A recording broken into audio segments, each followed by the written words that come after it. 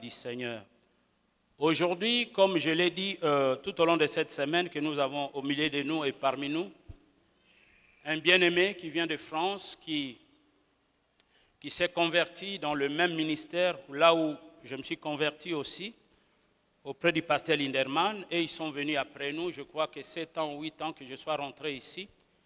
Il a été converti dans le ministère du pasteur Linderman, et quelques années plus tard, lorsque nous faisions des voyages en France, nous étions toujours en contact, puisqu'il est congolais, et lorsqu'un Congolais rencontre notre Congolais à l'étranger, finité sous Makassi, n'est-ce pas?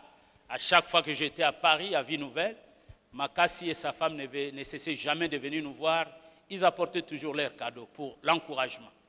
Et plus tard, Dieu l'a appelé au ministère, et Dieu lui a fait grâce d'aller à la formation théologique aux Assemblées de Dieu de Bordeaux, là où j'étais il y a quelques années plus tard, quelques années passées.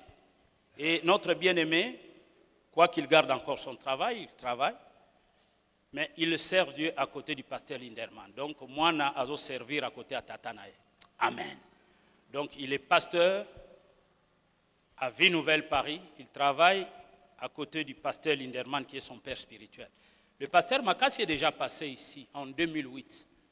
Il a prêché ici et en 2013, il est passé ici, il y a 2 ans passés. Il y avait sa maman qui était morte. Alors je suis allé prêcher à Matete là-bas. Donc nous nous sommes vus. Celui qui va nous apporter la parole ce matin, nous allons laisser la place au pasteur Makassi. Nous allons lui accorder 50 minutes. Alors que l'homme de Dieu s'élève, nous voulons l'encourager par nos acclamations et lui laisser toute la place. Amen.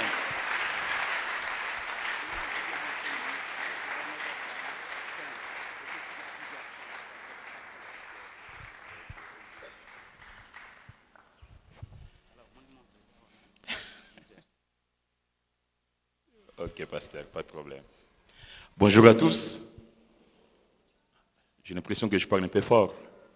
En tout cas, je vous bénis au nom du Seigneur. Je suis dans la joie d'être là ce matin parmi vous.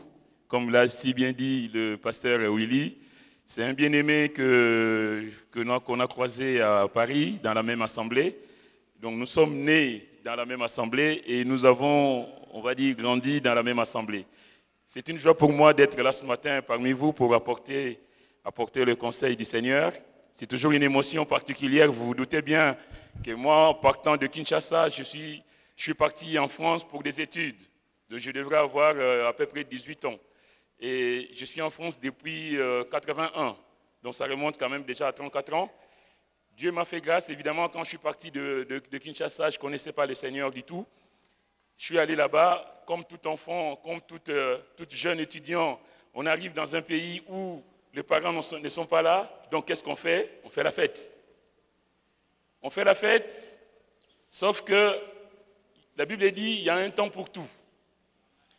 Un temps bien aimé où l'homme se permet à certaines choses, l'homme se laisse aller à ses activités, à ses penchants naturels, mais il y a un temps où Dieu dit stop. Et c'est là que tout commence. C'est-à-dire que Dieu fait grâce à tout homme, à toute femme, bien entendu, à toute personne.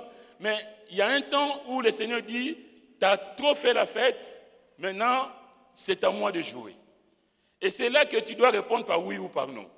Je me souviens, je venais à l'église à Vie Nouvelle, à Paris 14e, avec ma femme, mes enfants. On aimait le Seigneur, on s'est donné au Seigneur, on était contents. Sauf que tout en étant en église, on avait un pied dans le monde. On venait à l'église le matin. Chez nous, il y a 2 réunions. Il y a l'équipe le matin et la réunion d'évangélisation l'après-midi.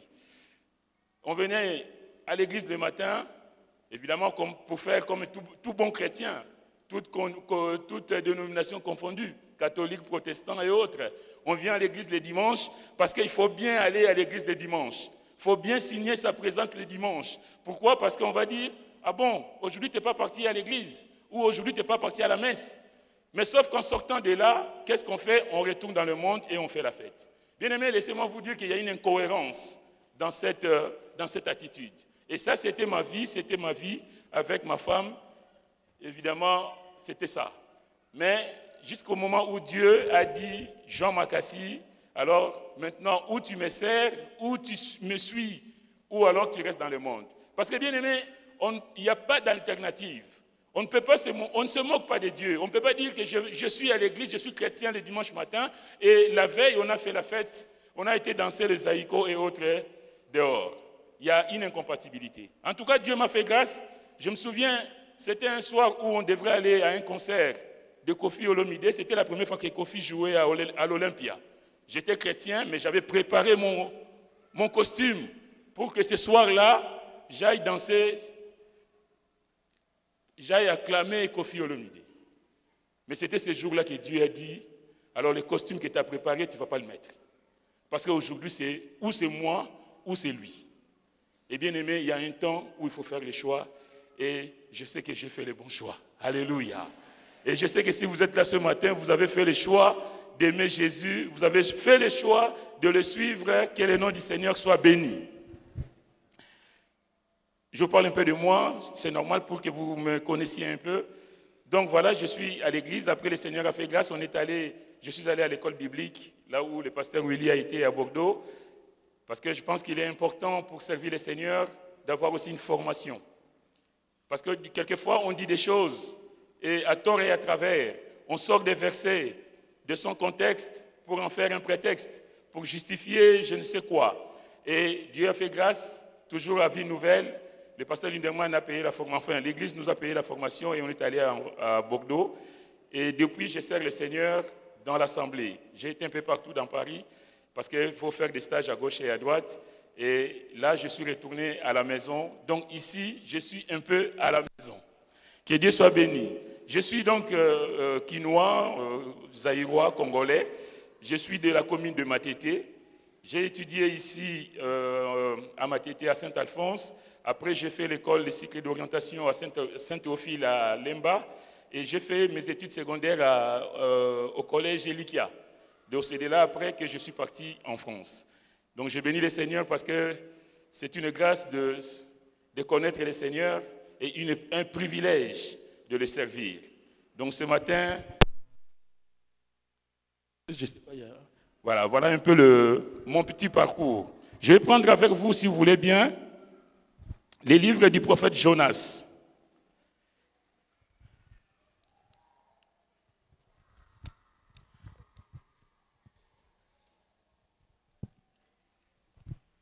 J'ai oublié, je suis accompagné de ma mère, ma belle-mère, mais je l'appelle maman, maman chérie. Donc elle est là derrière, je ne sais pas où elle est d'ailleurs. Maman? Ah, elle est là-bas. Que Dieu la bénisse. C'est ma belle-mère, j'aime beaucoup. J'ai aussi ma grande sœur derrière. Yamari, si tu peux bien te lever.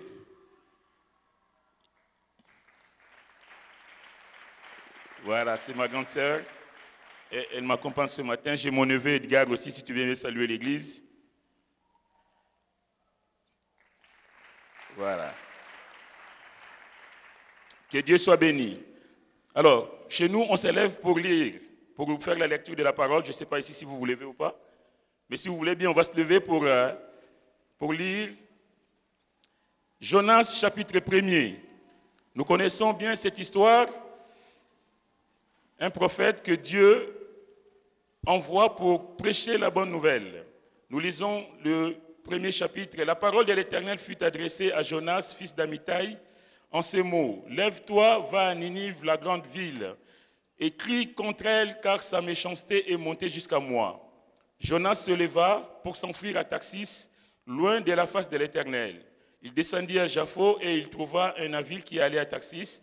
Il paya le prix du transport et s'embarqua pour aller avec les passagers à Tarsis, loin de la face de l'Éternel. Mais l'Éternel fit souffler sur la mer un vent impétueux et il s'éleva sur la mer une grande tempête. Le navire menaçait de faire naufrage.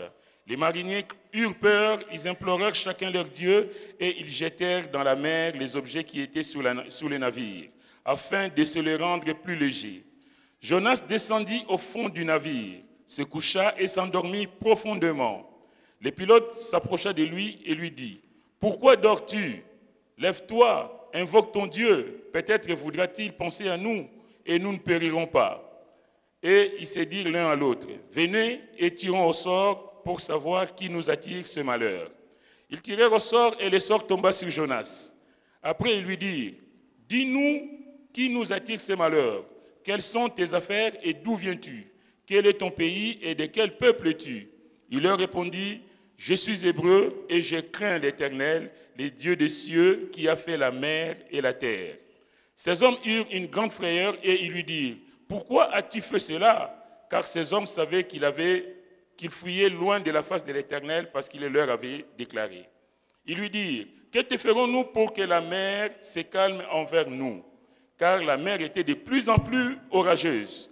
Il leur répondit, « Prenez-moi et jetez-moi dans la mer, et la mer se calmera envers vous, car je sais que c'est moi qui attire sur vous cette grande tempête. » Ces hommes ramaient pour gagner la terre, mais ils ne le purent, parce que la mer s'agitait toujours plus contre eux.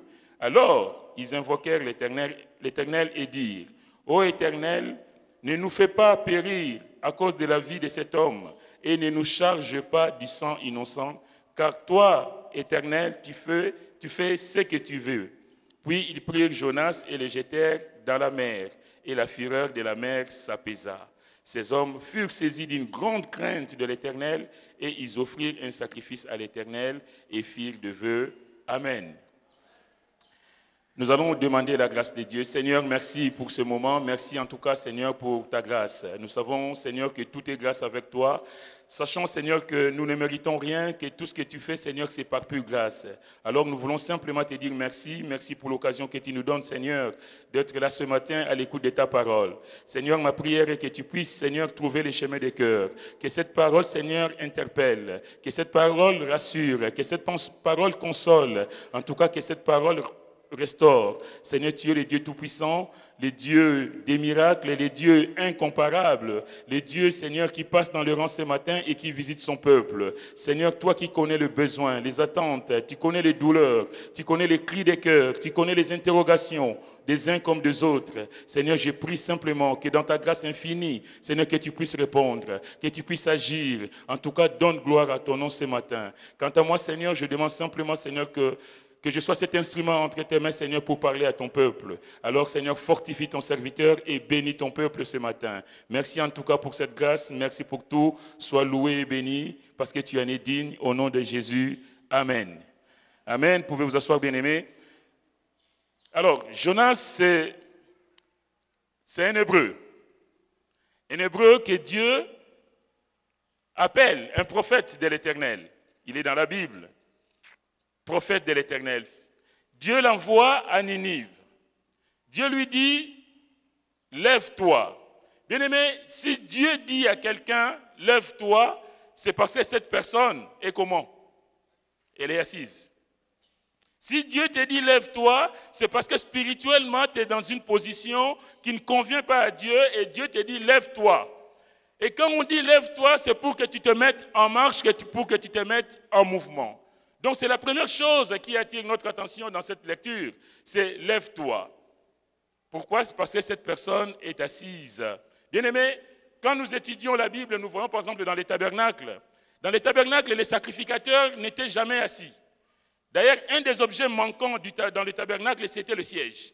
Il n'y avait pas de siège comme nous pour s'asseoir. C'est-à-dire que l'œuvre de Dieu se fait debout, se fait continuellement. Et le seul endroit où nous sommes assis, c'est où?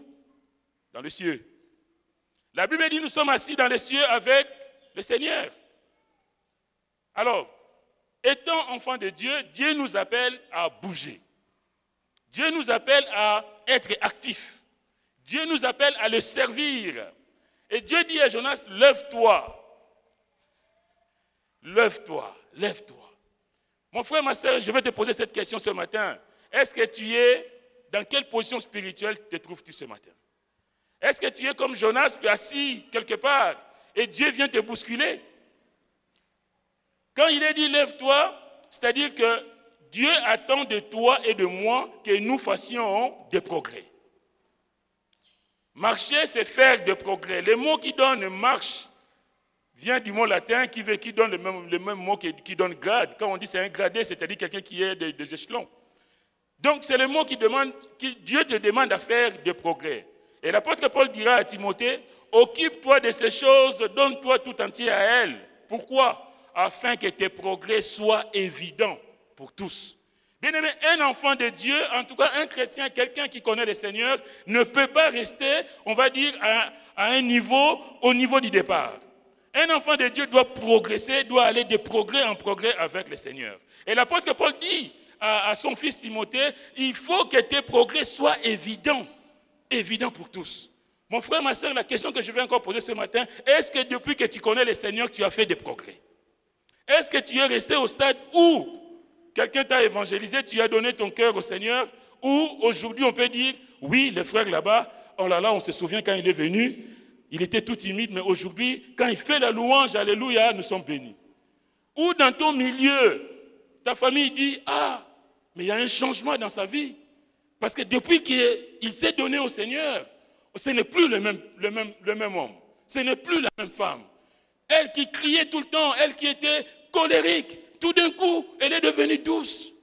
La Bible dit que ta douceur soit connue de tous. Mon frère, ma soeur, est-ce que tu es de ces gens? Est-ce que tu es ce chrétien, comme dit le Seigneur, je suis doux et humble de cœur? Est-ce que le monde autour de toi connaît ta douceur? Ou depuis que tu es chrétien, tu es resté comme tu étais. Si tu insultais, tu continues d'insulter. Si tu vociférais, tu continues de vociférer. il y a un problème, mes frères, mes sœurs. Quand on connaît le Seigneur, il faut que nous progressions. D'ailleurs, le titre de ce message, c'est « Connaître Dieu et son importance ». Bien aimé, c'est important de connaître Dieu. Pourquoi? Parce que quand on connaît Dieu, on sait à quoi s'attendre. On est en harmonie avec Dieu et comment est-ce que j'agis? Je dois agir en fonction de ce que Dieu attend de moi. La Bible dit « Insultez, il n'insulte pas ». Alléluia. Le Seigneur, lui, on lui crache à la figure, on lui fait des choses, mais lui, il n'a pas répondu parce que ça, c'est l'enfant de Dieu. Ce n'est pas celui qui est dans la bagarre, dans les disputes, mais c'est celui qui témoigne de la bonté du Christ dans sa vie. La Bible dit « Croissez dans la grâce et la connaissance de notre Seigneur et Sauveur Jésus-Christ ». Un enfant de Dieu doit croître dans la grâce. Oui, c'est une chose de croître dans la grâce. Seigneur, merci pour ta grâce. Mais en même temps, je dois croître dans la connaissance de Jésus-Christ. Connaître Jésus-Christ pour mieux le servir. Jonas va se lever. Lève-toi, Jonas va se lever, mais il va se lever pour aller où? Pour aller à Ninive. Quelle folie! Quelle folie de croire qu'on peut se soustraire à la volonté de Dieu.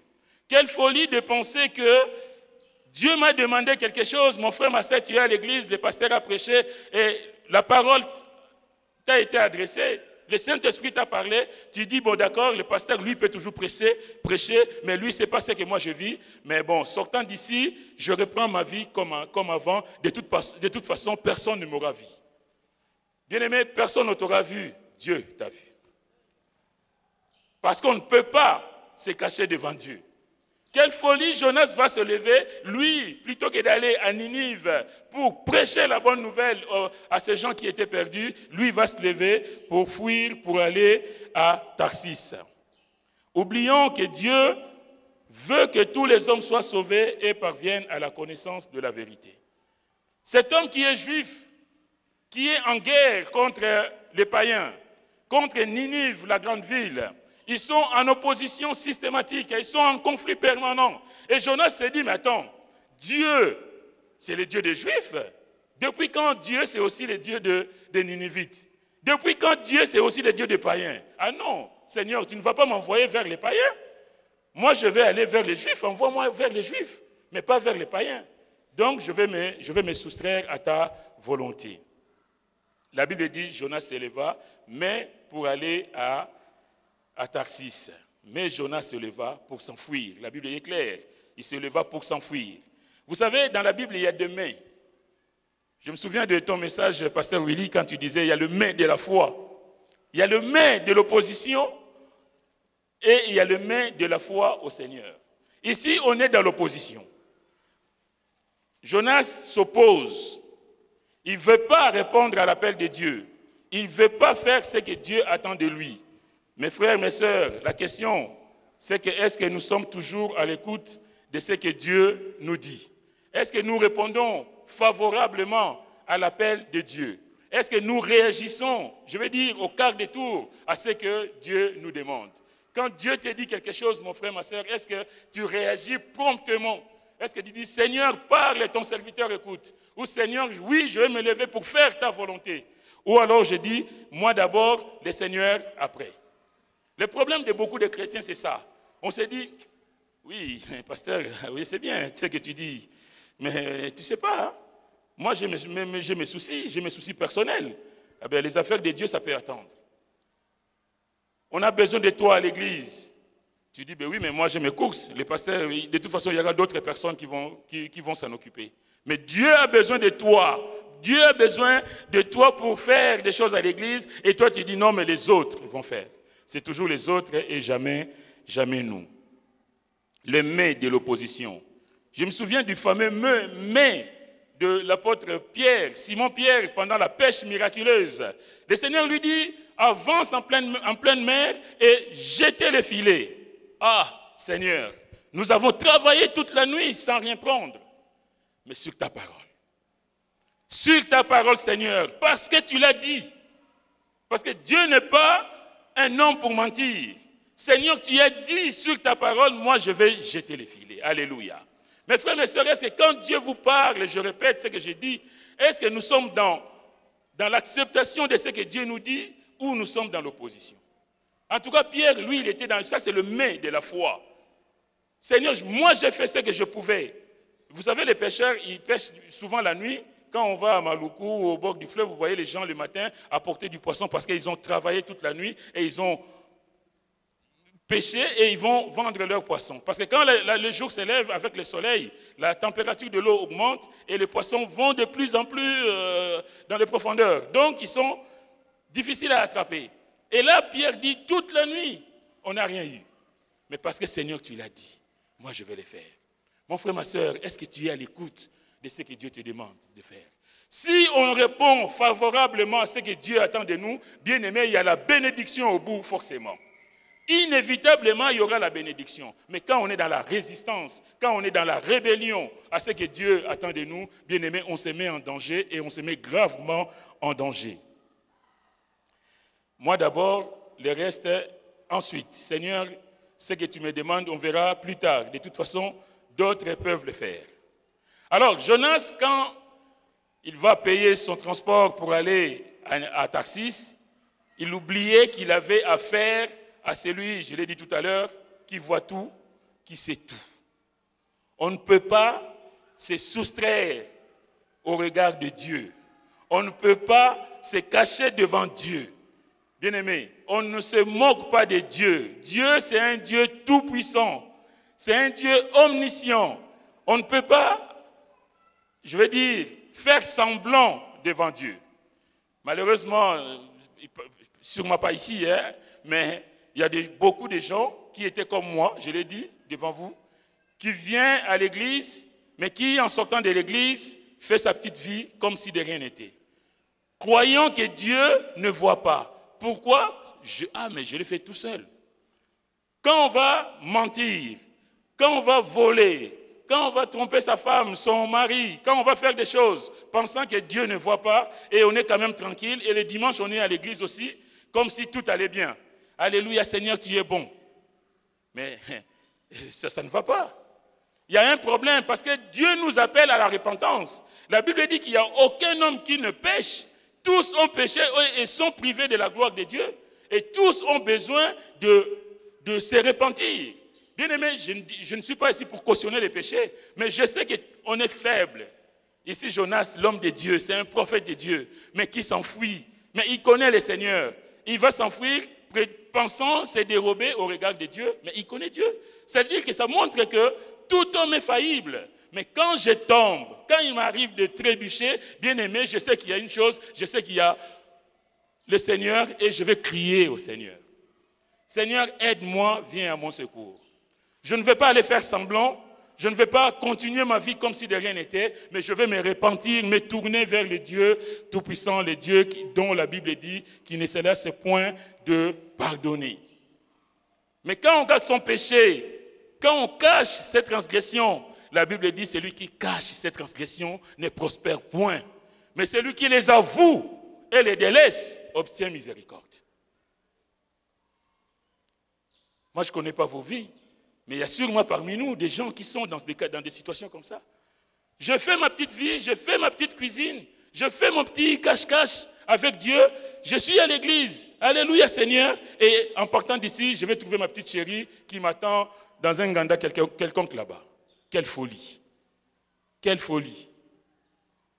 Si tu es dans cette situation, mon frère, ma soeur, sache que Dieu, même si tu te caches devant les hommes, mais tu ne te caches pas devant Dieu. En tout cas, Jonas, lui, va faire la triste expérience qu'on ne se moque pas de Dieu. Il oubliait donc que Dieu, qu'il avait affaire à celui qui peut tout, celui qui voit tout, celui qui dit un mot et la chose arrive, celui qui ordonne et la chose existe. Le Dieu Tout-Puissant, celui qui appelle l'inexistence à l'existence. Alléluia. Connaître Dieu, c'est important. Quand je connais Dieu, bien-aimé, je vis dans la crainte de Dieu. Je contrôle ce que je fais. Je ne vis plus pour moi, mais je vis pour lui. Alléluia. Je sais qu'il y a un jugement qui m'attend. Et je ne peux pas me cacher devant Dieu. Alors, si Dieu est celui qui apaise la tempête, nous voyons Jésus dormant dans la barque. Et les disciples qui disent, Seigneur, ça ne te fait rien que nous périssions. Homme de peu de foi. Il va se lever, menacer le vent, ordonner silence. La Bible dit, et il se fit un grand calme. Jésus, c'est lui qui apaise les tempêtes. Alléluia. Bien-aimé, tu peux être dans la tempête, dans les tourments de toutes sortes. Mais si le Seigneur est dans la barque, mon frère, ma soeur, tu n'as rien à craindre. Alléluia. Si Jésus est dans la barque, si tu es Jésus avec toi, tu n'as rien à craindre. Parce qu'il est là, il t'accompagne. Il est celui qui est avec nous tous les jours. Alléluia. Quelles que soient les tempêtes, Seigneur, je sais que tu es vivant, je sais que tu es présent. Alléluia. Et s'il est présent, ce n'est pas pour me laisser couler. C'est pour dire, Jean, je suis avec toi. Ne crains point. Amen, que son nom soit béni. Alors, si le Seigneur est celui qui provoque, qui apaise les tempêtes, dans le cas de Jonas, c'est Dieu qui provoque la tempête. Mon frère, ma soeur, tu ne peux pas connaître des tempêtes que toi-même tu aurais provoquées dans ta vie.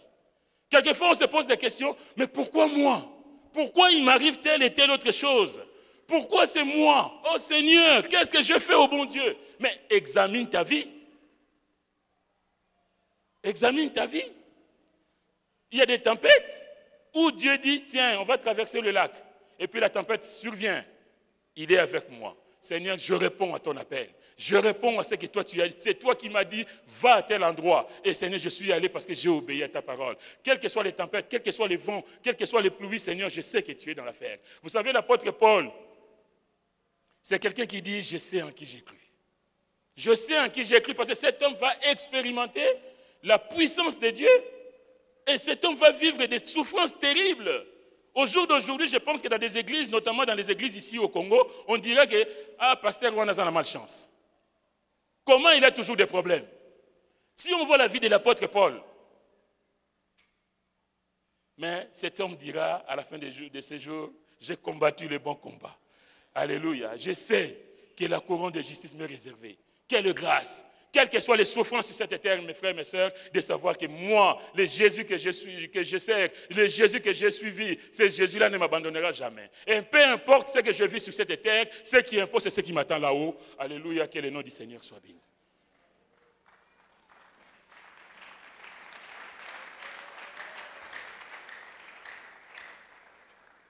Si on considère la vie de cet homme de Dieu, on dira non, non, non, non, non. Toi, tu dis que Dieu t'a appelé et tu connais des difficultés comme ça. L'apôtre Paul, quelle souffrance. Mais il savait ce qu'il avait reçu. Lui, il a dit, la Bible dit, quand Paul voit Jésus, c'est pourquoi quand Paul parle de Jésus, il ne dit pas Jésus-Christ. Il dit le Christ Jésus. Parce que dans sa vision, lui, il a vu Jésus glorifié. Mes frères, mes sœurs, les Pierre et autres, ils ont vu Jésus comme ça en chair à os. Ils ont vu Jésus. Mais l'homme de Dieu, l'apôtre Paul, lui, il verra le Christ. Il verra Jésus dans sa gloire. Donc, peu importe ce qu'il pouvait subir. Quand on a vu le Seigneur, quand on a expérimenté la grandeur, la puissance de Dieu, même le fouet, ça ne me fait plus rien. Même le chômage, ça ne me fait plus rien.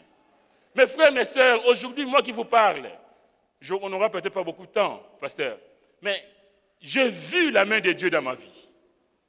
Vous savez, j'allais à l'école biblique par la foi. L'église a payé, mais j'ai une famille. Je ne vous ai pas dit, j'ai 4 enfants.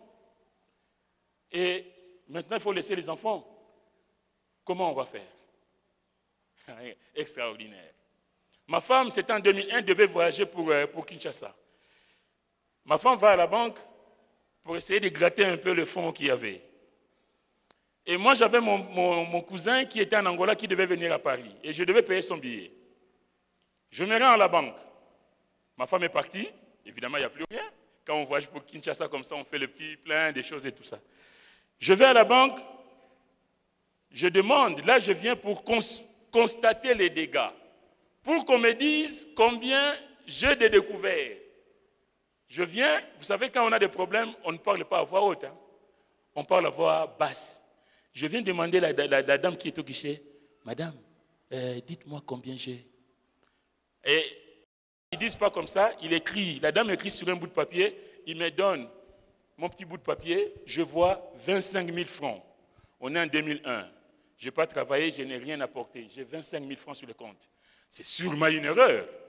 Ce n'est pas possible. Je ne peux pas avoir 25 000 francs français sur mon compte comme ça. Non, même si Dieu est bon, ce n'est pas comme ça. Donc je me mets en retrait. J'ai dit, il y a sûrement une erreur. J'attends que les autres passent. Et quand je suis resté tout seul, je suis revenu voir la dame. Madame, je vous ai demandé mon solde tout à l'heure. Mais M. Makassi, je voulais donner. Elle aurait écrit 25 000 francs. Ah, mais je ne comprends pas. Ah, ben, vous ne comprenez pas. Attendez, vous avez un rappel des ascédiques, un rappel de la Knésia, un rappel de ceci ou de cela, en un clin d'œil. 25 000 francs. Moi qui venais pour demander combien je devais à la banque, et le compte était blindé. Alléluia. Le Dieu des miracles. Dieu existe, mes frères, mes sœurs. Dieu est capable de là où il n'y avait rien, Dieu est capable de multiplier. Alléluia. Et ça, c'est du vécu. Je ne vous dis pas pour dire, pour faire croire. On est devant Dieu. Quand je parle comme ça, tout ce que je vous dis, croyez-le, parce que je prends en témoin le Seigneur. Quand je dis qu'on ne se moque pas de Dieu, c'est moi le premier. Et Dieu a fait des prodiges. Dieu a fait des miracles. J'ai vu la main de Dieu d'une façon extraordinaire. Je suis allé à Bordeaux, évidemment, 25 000 francs. Ma femme qui était ici, je l'appelle, je dis, mais ça va là-bas. Il me dit, ah ouais, mais tu sais qu'il y a beaucoup de dépenses et tout. Tu as besoin de combien? Elle devait se dire, mais il se fout de moi, lui, là.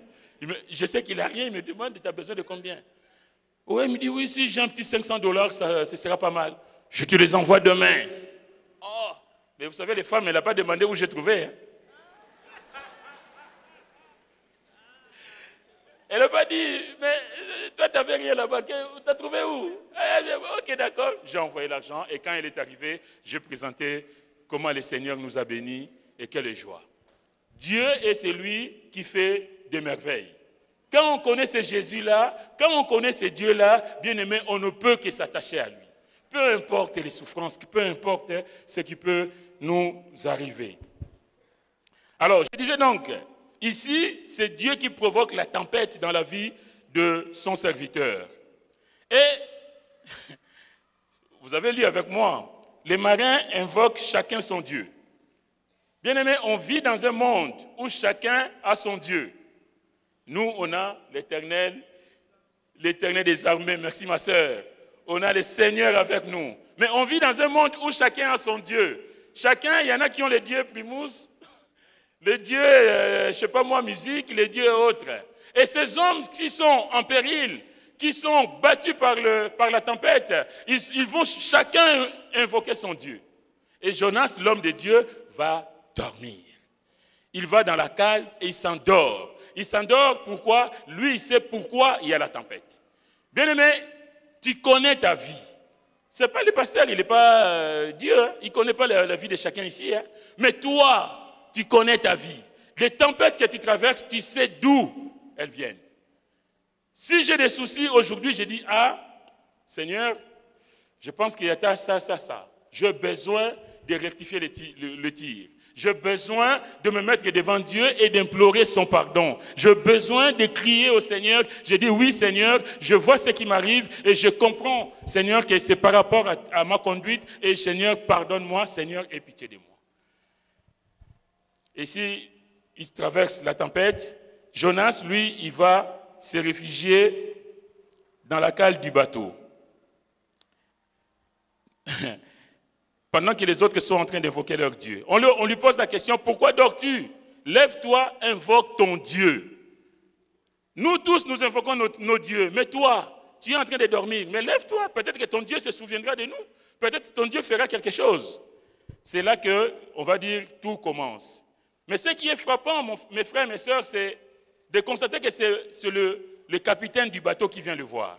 C'est-à-dire que c'est un païen qui vient réveiller l'homme de Dieu qui est endormi. Ça, c'est extraordinaire. Combien d'entre nous, quelquefois, ce sont les gens du dehors qui nous reprennent.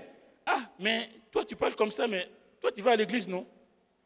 Et puis là, tu réalises que tu n'aurais pas dû. Que du fait que tu es chrétien, tu dois avoir un comportement exemplaire. Que le monde nous regarde, mes frères, mes sœurs. Le monde nous regarde. On ne peut pas dire que... continuer comme si de rien n'était et faire comme si de rien n'était, vivre comme avant. Le monde nous regarde. Dans ta famille, on te regarde. Dans ta maison, on te regarde. Dans ma maison, on me regarde, mes frères, mes sœurs. Est-ce que je suis en harmonie avec le Seigneur? Là, c'est le païen qui vient te réveiller. Il y a des chrétiens que le païen réveille quelquefois, mais on ne te voit plus aller à l'église. Tu as quitté l'église. Oh non, je suis fatigué. Ah bon? Ça, c'est le diable. Il va te dire, non, ce n'est pas grave si tu ne vas pas aujourd'hui, ce n'est pas grave. Moi, j'ai fait cette expérience. À chaque fois que dans le réunion de semaine, je disais, oh, je travaillais toute la journée, je suis fatigué. Et puis le Seigneur me disait, non, Jean, vas-y. Et quand j'allais à l'église, j'étais béni. Et je me disais, oh là là là là là là, j'étais à 2 doigts de passer à côté de cette bénédiction. L'ennemi ferait en sorte que tu sois loin du Seigneur. Mais fatigué ou pas fatigué, mon frère, ma soeur, je t'encourage à venir louer le Seigneur, à venir mettre ta voix avec l'Église pour crier vers le Seigneur. Je vais vous dire une chose, combien de fois j'ai été béni par les prières de l'Église? C'est-à-dire que moi, je suis fatigué, je suis peut-être en train de roupiller là au fond de la salle, mais il y a un frère, une sœur qui élève la voix, et dans sa prière, je me sens emporté. Et les amens fusent. Je dis Alléluia, parce que je me retrouve dans cette prière. Et la louange qui va monter vers le Seigneur, et je suis là, je bénis le Seigneur, que le nom du Seigneur soit béni. Bien-aimés, ne nous éloignons pas de l'Église, parce que l'ennemi fera toujours en sorte qu'on soit loin du Seigneur. Donc, un adorateur d'idole qui va réveiller les prophètes endormis. C'est triste, je vais dire.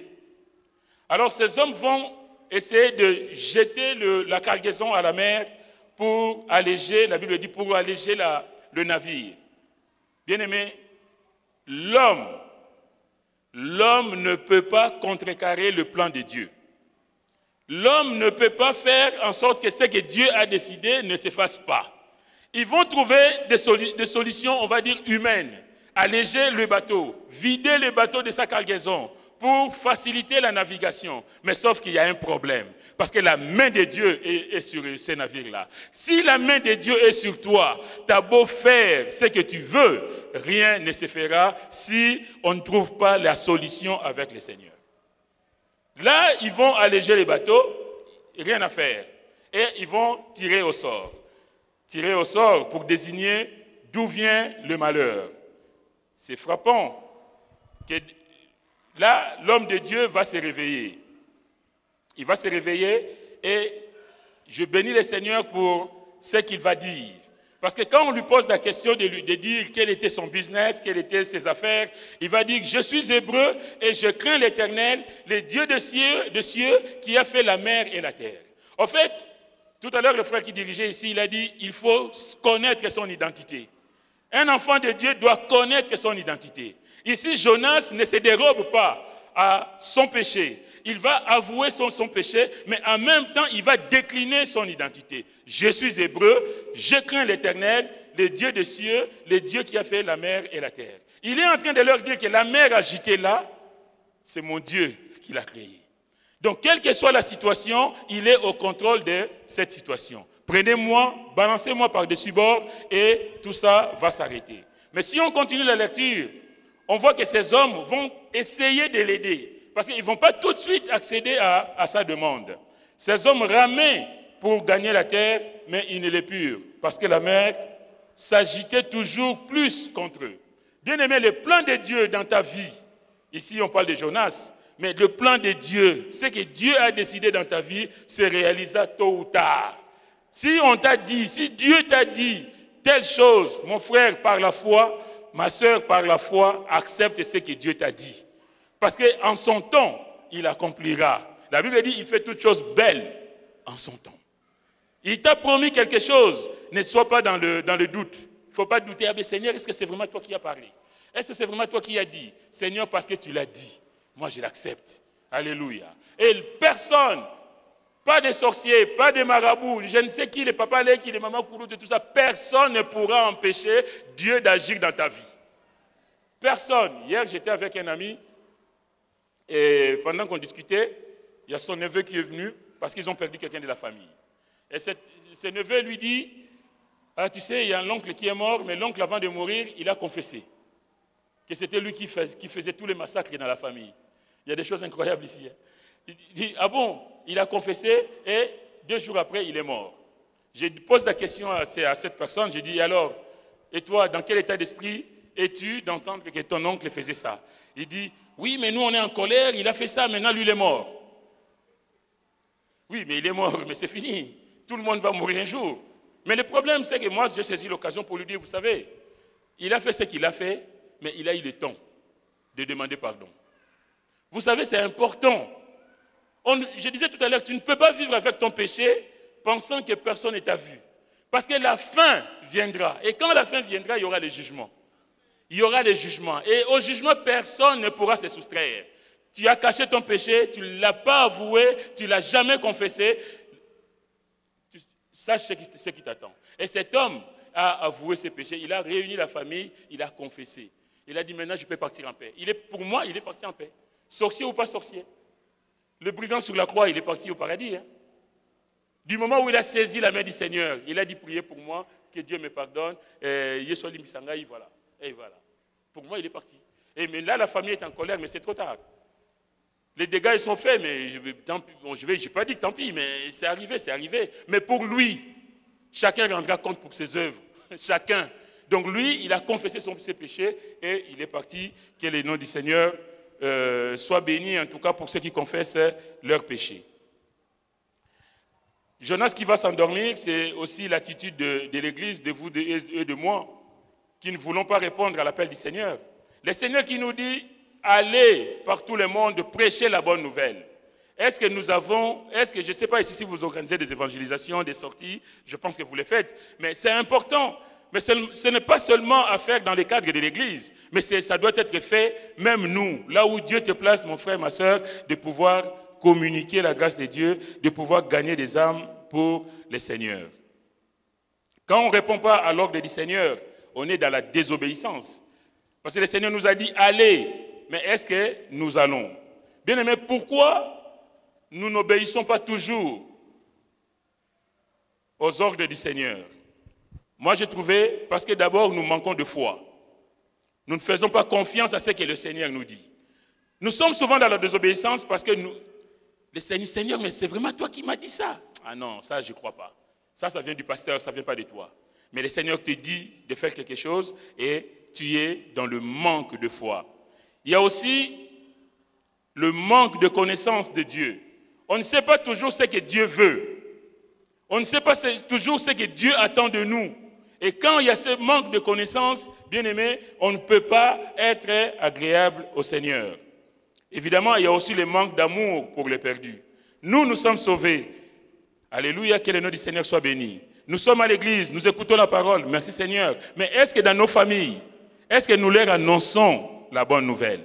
Est-ce que nous partageons le pain avec eux? Est-ce que nous partageons le message de Jésus avec nos familles? Ou nous estimons que nous sommes sauvés, ça me suffit, mais les autres qui sont perdus, c'est leur problème. Mais Dieu veut que tous les hommes soient sauvés. Et dans ta famille, là où Dieu te place, mon frère, ma soeur, Dieu a besoin que tu puisses témoigner pour gagner des âmes au Seigneur.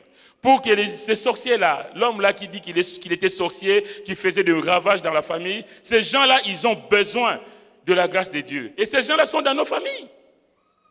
Ces gens-là sont dans nos familles. Ces gens-là, on doit pouvoir aller le voir et discuter avec eux. Leur dire que, tonton, tu ne connais pas le Seigneur, moi j'ai quelque chose à te transmettre. Moi j'ai quelque chose à te dire. Viens à Jésus, tu vas voir comment ta vie va changer. Et la dernière raison pour moi, je trouve, c'est notre témoignage. Est-ce que nous avons un bon témoignage auprès des autres? La Bible dit que Paul a pris Timothée parce qu'on rendait de lui un bon témoignage.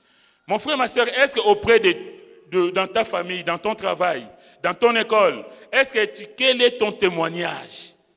Parce que tu ne peux pas parler du Seigneur si tu n'as pas un bon témoignage. Si toi-même tu n'as pas un bon témoignage personnel, dis-moi comment tu vas gagner des âmes au Seigneur. Si toi-même tu vis dans le péché, tu vis dans l'alcool, tu vis dans le tabac, tu vis dans la prostitution, tu vis dans je ne sais quoi d'autre, et comment veux-tu parler du Seigneur? C'est incompatible. Tu ne peux pas être dans un ganda boire, je ne sais pas moi, les bières là, et puis dire, ah, Jésus vous aime. J'étais halluciné une fois, il y a un ami qui venait de Kinshasa, qui me dit, tiens, on était allé danser, et puis à un moment, ils ont mis un chanteur congolais là, je ne sais plus qui, Matou Samuel. En plein bar, c'est extraordinaire. Moi, j'ai l'impression de rêver. Parce qu'on ne peut pas avoir joué Kofi et les autres, hein, et tout d'un coup, au milieu de la soirée, Matou Samuel, il me dit, ah oui, mais Bissonaki n'est pas bongo, n'importe quoi. Quelle folie. Quelle folie. Dans une discothèque, on est en train de jouer la musique, et au milieu de la nuit, tiens, et les gens qui sont là en train de s'entreserrer pour danser Matou Samuel. Mais je dis, mais c'est hallucinant. Mais il y a une incompatibilité manifeste, ce n'est pas possible. Mais il y a des gens qui... on est dans un pays où on se moque de Dieu, ce n'est pas vrai. Comment c'est possible? Ça ne doit pas se faire. Donc le témoignage de chacun est important. Le Seigneur attend de toi, de moi, qu'on puisse gagner des âmes pour lui. Que les gens qui vivent dans les ténèbres puissent passer des ténèbres à la lumière. Mais le Seigneur a besoin de toi et de moi. Mais pour que cela se fasse, mon frère, ma soeur, tu as besoin, toi déjà, de communiquer quelque chose. Par ton témoignage autour de ces gens-là. Que ces gens puissent voir, puissent se poser la question. Ah oui, mais toi, tu as changé. Ah, mais depuis que tu es devenu chrétien, tu n'es plus la même personne. Là, tu vas dire oui. Effectivement, quand tu deviens chrétien, moi qui étais alcoolique, moi qui étais blasphémateur, violent et tout ça, mais je le faisais par ignorance, alléluia. Maintenant, je connais le Seigneur, le Dieu qui change la vie, alléluia. Donc, viens au Seigneur, tu verras comment ta vie va changer. Et c'est ce que le Seigneur, l'Éternel en tout cas, demande ici à Jonas. Que ces gens qui vivent dans les ténèbres, les Ninivites là, qui ne savent pas distinguer leur droite de leur gauche, Dieu a aussi besoin d'eux. Que ces gens sont aussi dans l'amour de Dieu. Nous croyons que nous avons tous les privilèges, nous devons avoir tous les droits, que nous sommes seulement nous, les enfants de Dieu, mais Dieu a aussi besoin des gens du dehors, que ces gens aussi puissent venir à l'église et que la maison du Seigneur soit remplie. Le manque de témoignages, ça c'est un frein pour la gloire de Dieu. Alors, donc Jonas, lui, il va décliner son identité. Je suis hébreu, je crains l'Éternel, le Dieu des cieux qui a fait la mer et la terre. Je disais tout à l'heure qu'il a confessé son péché, il reconnaît ses responsabilités et ne cherche pas à les attribuer aux autres. Souvent, nous, quand nous avons des problèmes, et même dans nos foyers, c'est toujours la faute de l'autre. Moi, quand j'ai des problèmes, c'est toujours la faute de ma femme. Et ma femme, quand il y a des problèmes, ma belle-mère est là, c'est toujours ma faute. Ça, c'est depuis Éden. Seigneur, c'est la femme que tu as mise à mes côtés. Ah bon? Tu as mangé parce que la femme que j'ai mise à tes côtés t'a donné le fruit à manger. C'est toujours la faute de l'autre, c'est jamais nous. Mais ici, Jonas va confesser son péché. Et on voit les vrais hommes de Dieu, ce n'est pas ceux qui se dérobent devant leurs responsabilités. C'est des gens qui assument leurs responsabilités. Quand on voit Daniel, Daniel va confesser le péché de son peuple. Daniel qui est à Babylone, il n'avait rien fait, le pauvre. Daniel, c'est quelqu'un qui craignait Dieu, mais il se trouve à Babylone. Pourquoi? Par la faute des autres. Et ici, le bateau est en péril. Pourquoi? Par la faute de Jonas. Bien-aimés, dans nos vies, nos inconséquences peuvent avoir des conséquences dramatiques pour les nôtres. Ton comportement peut engendrer des souffrances dans ta famille. Toi, ça a l'air de rien. Tu as peut-être étudié, bon, c'est pas grave. Tu vas voir des féticheurs, tu vas voir des magiciens, tu vois des marabouts, et puis tu amènes des gris dans ta maison. Après, tes enfants sont malades. Après, c'est les désordres dans la maison. Après, il se passe des choses. Tu crois que c'est rien et tu ne te poses même pas de questions.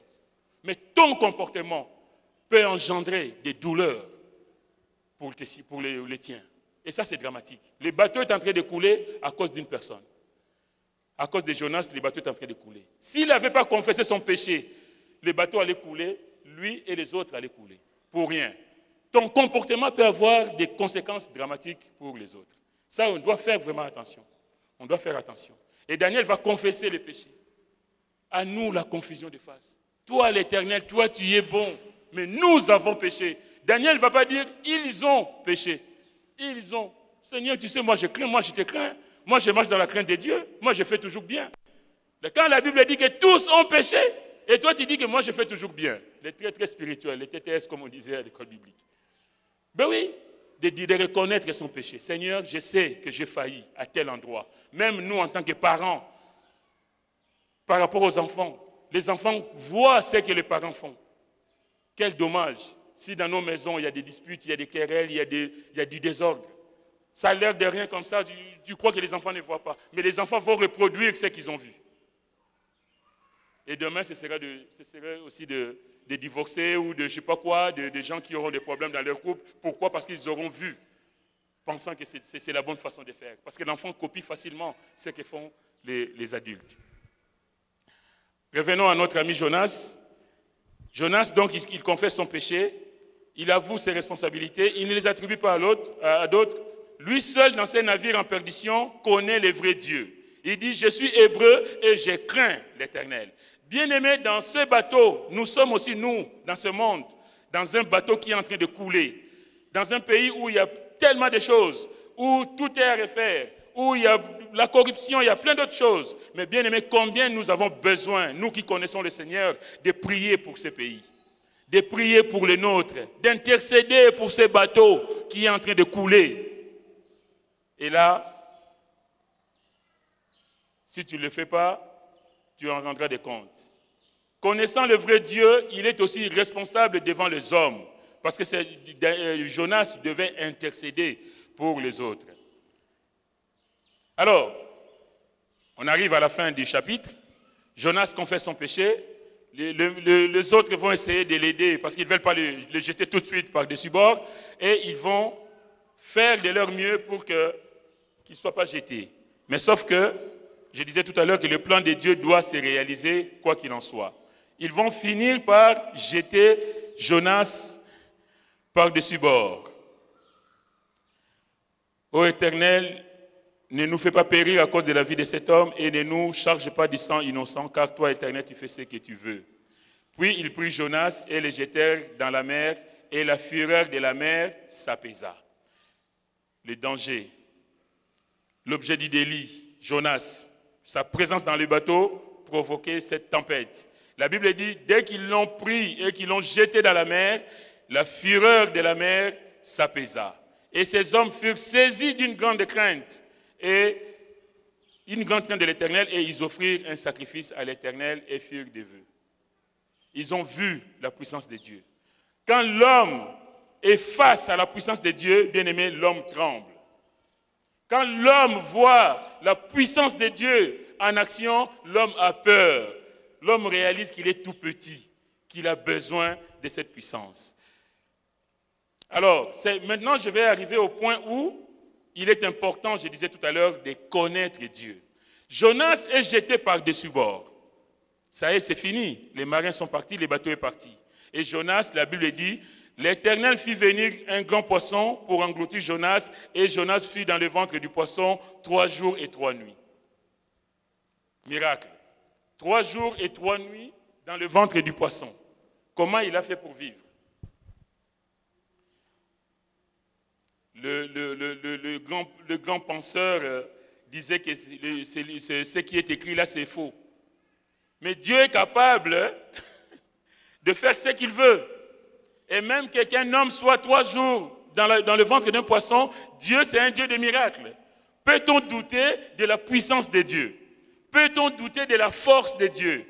Les savants disent non, ça c'est de l'invention pure et simple. Non. Dieu est capable et Jonas a bien été 3 jours et 3 nuits dans le ventre du poisson parce que même Jésus va le reconnaître. Il va dire, ce peuple adultère demande des miracles, il ne leur donna qu'un miracle, celui de Jonas. Comme Jonas fit 3 jours et 3 nuits dans le ventre du poisson, le Fils de l'homme sera 3 jours et 3 nuits dans le sein de la terre.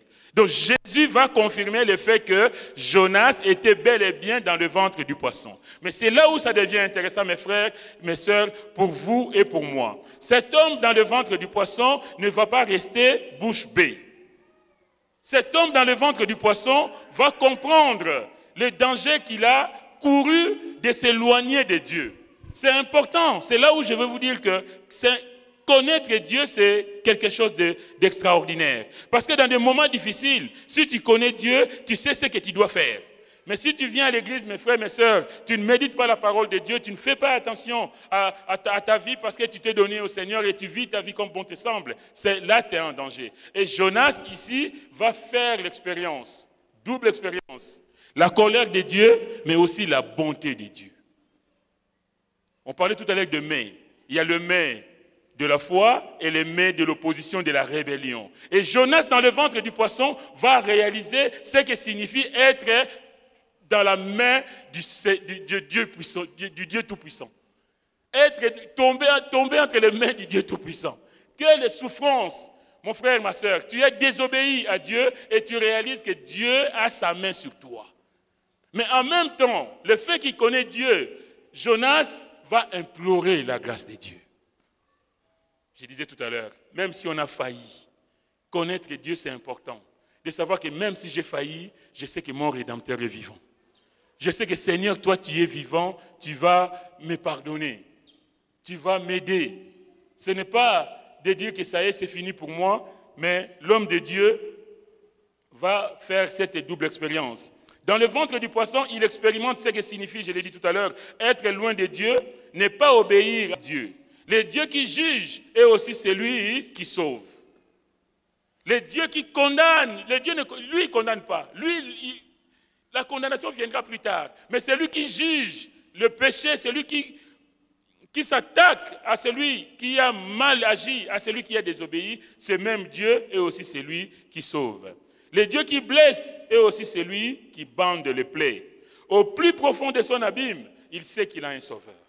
Mon frère, ma soeur, je ne sais pas ton problème ce matin. Je ne sais pas dans quel abîme tu te trouves ce matin. Est-ce que dans ton abîme, est-ce que tu sais que tu as un sauveur? Est-ce que dans les problèmes que tu traverses, dans les situations que tu connais en ce moment, est-ce que tu sais qu'il y a un sauveur? Que tu y as un sauveur? Parce que c'est ça la difficulté. De savoir que Jésus existe, c'est une chose. Mais de savoir que c'est mon Dieu. La Bible dit, Jonas dans le verset 2, Jonas dans le ventre du poisson pria l'Éternel, son Dieu. Qui est-ce que tu invoques, mon frère, ma soeur, quand tout va mal dans ta vie? Cet homme ici, il a expérimenté la souffrance, le fait d'être loin de Dieu. Bien aimé, moi, ça m'est arrivé. Je me suis éloigné du Seigneur, j'ai eu des comportements qui n'étaient pas pour la gloire de Dieu, et j'ai compris que c'est terrible de s'éloigner de Dieu. Et Jonas ici va comprendre cette souffrance. Il est dans le ventre du poisson, mais la Bible dit qu'il va prier son Dieu. Pas le Dieu du voisin, son Dieu. Alléluia. Mon frère, ma soeur, laisse-moi te poser. Ça là, c'est vraiment en tant que frère que je vous parle. On connaît tous des moments difficiles. Mais à qui t'attends-tu quand tout va mal? Mais en tout cas, l'homme de Dieu ici, connaissant son Dieu, il va prier l'Éternel, son Dieu. Il dit, dans ma détresse, j'ai invoqué l'Éternel et il m'a exaucé. C'est extraordinaire. Connaître Dieu, savoir que si on a la foi, si on ne doute point, ce qu'on demande, Dieu nous l'accorde. Et ici, l'homme de Dieu, je vais faire vite, il dit, j'ai invoqué l'Éternel et il m'a exaucé. Du sein du séjour des morts, j'ai crié et tu as entendu ma voix. Verset 5, je disais, je suis chassé loin de ton regard, mais je verrai encore ton saint temple. Les eaux m'ont couvert jusqu'à m'ôter la vie, l'abîme m'a enveloppé, les roseaux ont entouré ma tête. Je suis descendu jusqu'aux racines des montagnes. Les barres de la terre m'enfermaient pour toujours, mais tu m'as fait remonter vivant de la fosse. Cet homme, je vais m'arrêter là, est dans le ventre du poisson. Cette prière, elle est faite dans le ventre du poisson. Mais il dit, c'est extraordinaire au verset 8, quand mon âme était abattue au-dedans de moi, je me suis souvenu de l'Éternel. Mon frère, ma soeur, dans n'importe quelle situation, souviens-toi de l'Éternel. Sache que tu as un Dieu qui répondra à ton attente si jamais tu es sincère avec lui. Et cet homme est dans la sincérité. Il a compris qu'il s'était éloigné de Dieu, mais il va se repentir. Il va tourner son regard vers Dieu, il va s'attendre à Dieu. Il dit, mais tu m'as fait remonter vivant de la fosse. Il est toujours dans le ventre du poisson, mais il dit, tu m'as fait remonter vivant. Il est dans le ventre du poisson, mais il a déjà vu l'exaucement de sa prière. Et vous savez quoi? À la fin du chapitre 2, l'Éternel parla au poisson. Et le poisson vomit Jonas sur la terre.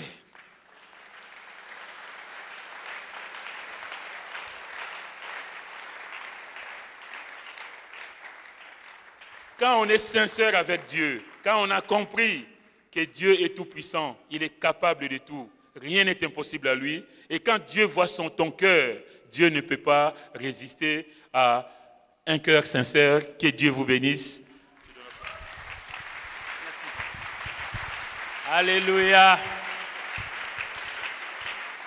Nos acclamations, nos encouragements, avec des cris de joie, avec des cris d'allégresse. Alléluia. Alléluia. Alléluia. Connaître Dieu